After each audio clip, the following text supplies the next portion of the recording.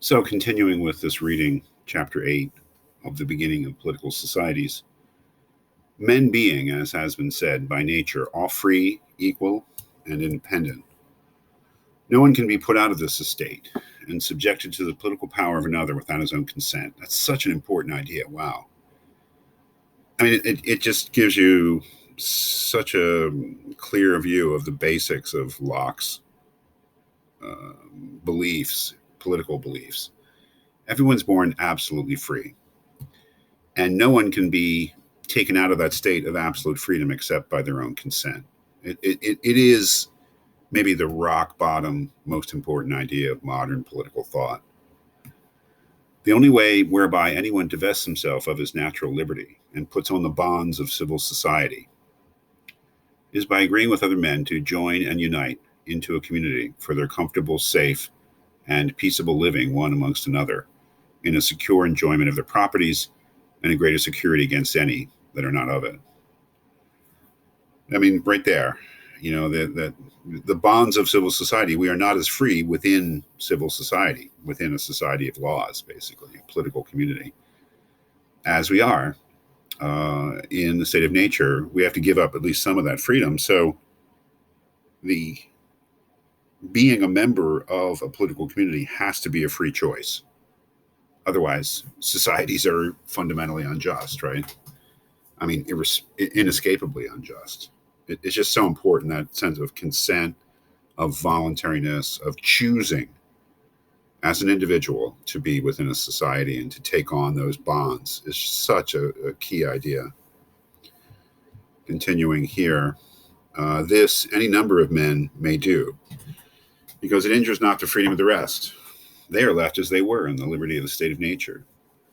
When any number of men have so consented to make one community or government, they are thereby presently incorporated to make one body politic, wherein the majority have a right to act and conclude the rest. I mean, to me, it's just such a contrast, especially with Aristotle, who thought the state was natural. I think with Locke and Hobbes, clearly not natural. It's something that we create. It's a tool that we create. Maybe we create it in some sense naturally, because we created to help us fulfill our natural needs, but it's not something that exists before we think of it and we decide to make it. For when any number of men have, by the consent of every individual, made a community, they have thereby made that community one body, with the power to act as one body. It's very much like the Leviathan, right? Which is only by the will and determination of the majority. For that which acts any community, being only the consent of the individuals of it, and it being necessary to that which is one body to move one way, it is necessary the body should move that way whither the greater force carries it. He's arguing for majority rule, or for majority carries it, or for majority. If the majority of the people vote one way, then the whole body has to go that way. It's a much disputed idea within liberal politics, within democratic theory. Or else it is impossible it should act or continue one body, one community, which the consent of every individual that united into it agreed that it should. And so everyone is bound by that consent to be concluded by the majority. And therefore we see that in assemblies, empowered to act by positive laws, where no number is set by that positive law which empowers them, the act of the majority passes for the act of the whole, and of course determines as having, by the law of nature and reason, the power of the whole. It's a pretty big issue there. It has huge implications for minority rights. And it's a much disputed aspect of democratic theory.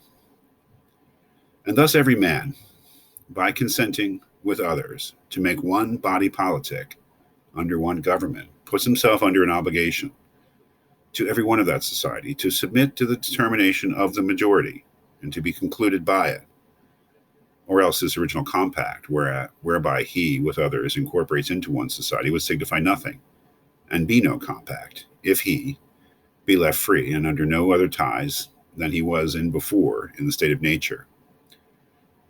That is, everybody, even if you disagree with what the government says, you got to go along with it, as long as the majority has voted in a certain way. Otherwise, it's a joke, right? Because you haven't really left a state of nature. Because the whole idea of leaving a state of nature is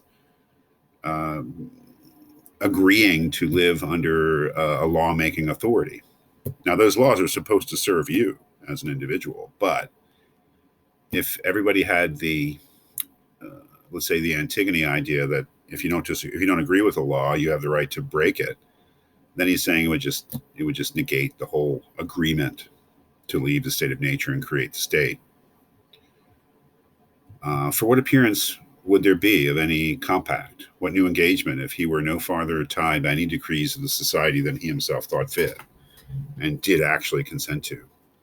This would be still as great a liberty as he himself had before his compact, or anyone else in the state of nature hath, who may submit himself and consent to any acts of it, if he thinks fit. That is, again, if you are not going to obey a law unless you agree with it, and if it's a law that really does have the backing of the majority, then you might as well just have stayed in the state of nature.